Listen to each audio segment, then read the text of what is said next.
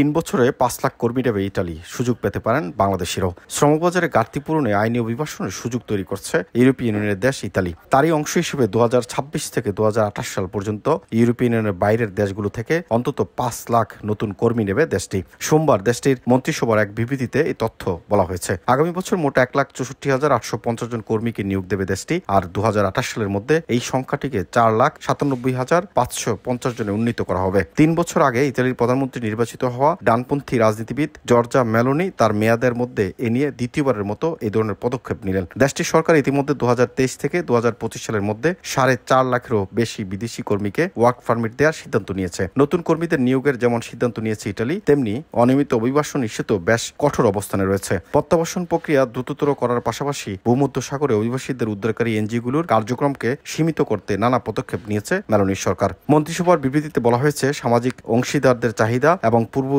বছরগুলোতে জমা হওয়া ওয়ার্ক পারমিটের প্রকৃত আবেদনগুলো বিবেচনা করে কোটা নির্ধারণ করা হয়েছিল। এই কর্মসূচির লক্ষ্য হল ব্যবসার চাহিদা পূরণ করা এবং বাস্তবসম্মত সিদ্ধান্ত নেওয়া। বয়স্ক জনসংখ্যা এবং জন্মহার হ্রাস পাওয়ার কারণে ইউরো অঞ্চলের তৃতীয় বৃহত্তম অর্থনীতির দেশটিতে বিদেশি কর্মীদের চাহিদা তীব্র হয়েছে। 2024 সালে দেশটিতে জন্ম নেওয়া শিশুর তুলনায় অন্তত 2,81,000 বেশি মানুষ মারা গেছেন। দেশটির জনসংখ্যা 37,000 কমে 5,80,93,000 নেমে এসেছে। এক দশক ধরে দেশটিতে এই প্রবণতা দেখা যাচ্ছে। কৃষিক্ষেত্রের লবি কোল্ডিরেত্তি সরকারের এই পরিকল্পনাকে স্বাগত জানিয়েছে। তারা বলছে এটি ফসল উৎপাদনে শ্রমিকের ঘাটতি পূরণ এবং দেশের খাদ্য উৎপাদন নিশ্চিত করার জন্য একটি গুরুত্বপূর্ণ পদক্ষেপ। স্বরাষ্ট্রমন্ত্রী মাত্তেও পিয়ান্তিদেসিও রোববার দৈনিক লা স্তাম্পাকে বলেন, সরকার আমাদের অর্থনীতির গুরুত্ব ক্ষেত্রগুলোকে সচল রাখতে নিয়মিত অভিবাসনের সুযোগকে অনুমোদন দিতে দৃঢ় প্রতিজ্ঞ থাকবে।